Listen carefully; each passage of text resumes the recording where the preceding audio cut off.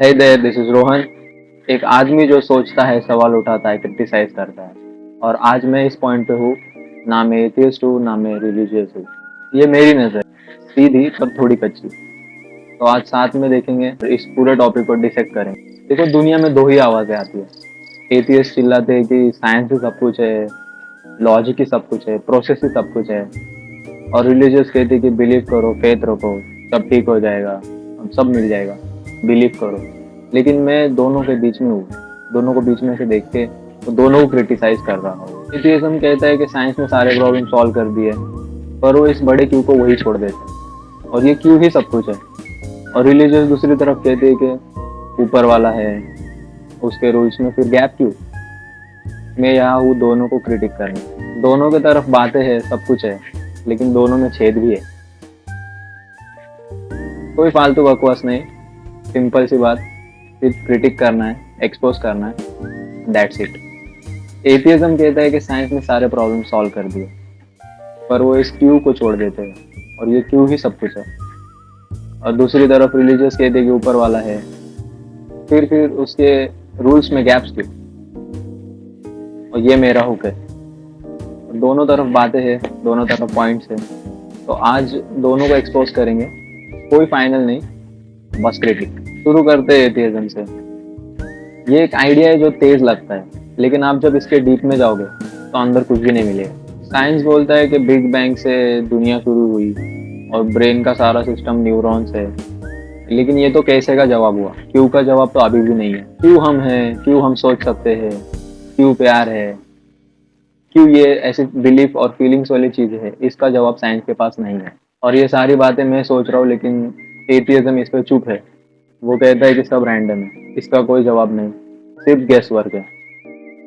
इसमें भी बहुत फ्लॉज है, लॉजिक का सिर्फ एक बड़ा दावा है। फिर मोरालिटी की बात करते हैं। एथिज्म कहता है अगर गॉड नहीं है तो रीजन से बनाओ, लेकिन ये तो ठोस नहीं है। इसका मतलब ऐसा हुआ कि हर इंसान के लिए अलग अलग लॉजिक है, किधर चोरी सही है तो किधर गलत है। ये कैसा लॉजिक है। एथिज्म जो है सोचने की वैल्यू तो देता है, लेकिन जिंदगी के लिए अधूरा है।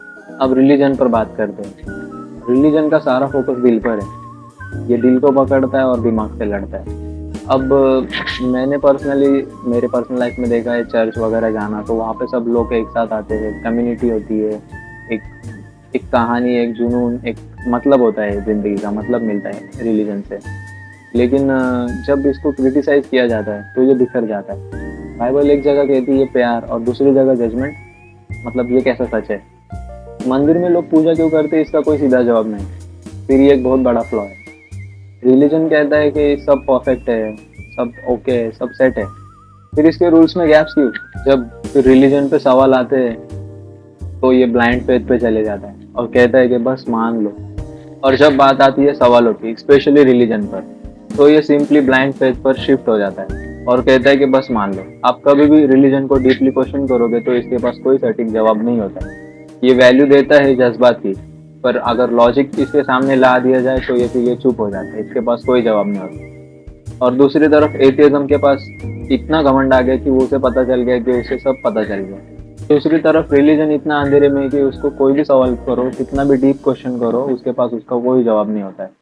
तो हम इतना समझ गए कि एथियज्म के पास साइंस है, लॉजिक है, ये सब बातें हैं, लेकिन उसके पास कोई कंक्लूजन नहीं है। ये सिर्फ क्या का जवाब दे रहा है, क्यों का जवाब नहीं है। और रिलीजन के पास अब दिल है, फीलिंग्स है, भावना है, ये सारी चीजें है। लेकिन अगर आप इसको क्रिटिसाइज करोगे, इसको क्वेश्चन करोगे, तो फिर उसके पास भी कोई आंसर नहीं है, वो बोलेगा बस मान लो। तो अगर आप फिर एक बार देखोगे, एथियज्म के पास लॉजिक है और रिलीजन के पास फेथ है, और ये दोनों अपने अपने पॉइंट्स प्रूव करने में लगे हुए हैं, लेकिन दोनों के पास कोई भी कंक्लूजन नहीं है। और यही ट्रूथ है, दोनों का कोई एंड नहीं है। That's it. के पॉइंट तो यही है कि अगर आप सोच रहे हो कि आप एक तरफ एथियज्म हो जाओ, कंप्लीट एथियज्म, लेकिन फिर भी वो कोई एंड नहीं है, आपके पास कोई कंक्लूजन नहीं है। आपके अगेंस्ट अगर कोई ऐसे सवाल आ जाएगा जो रिलीजन के पास है, लाइक क्यों, सिंपल क्यों अगर कोई पूछ लेता है तो आप उसको एक्सप्लेन नहीं कर सकते। आप जस्ट लाइक फिर घूम जाओगे कि बस बिग बैंग हुआ था। और दूसरी तरफ बोल देते हैं, अगर उसे कोई क्वेश्चन कर लेता है, डीप क्रिटिसाइज कर लेता है, तो उसके पास भी कोई जवाब नहीं होता।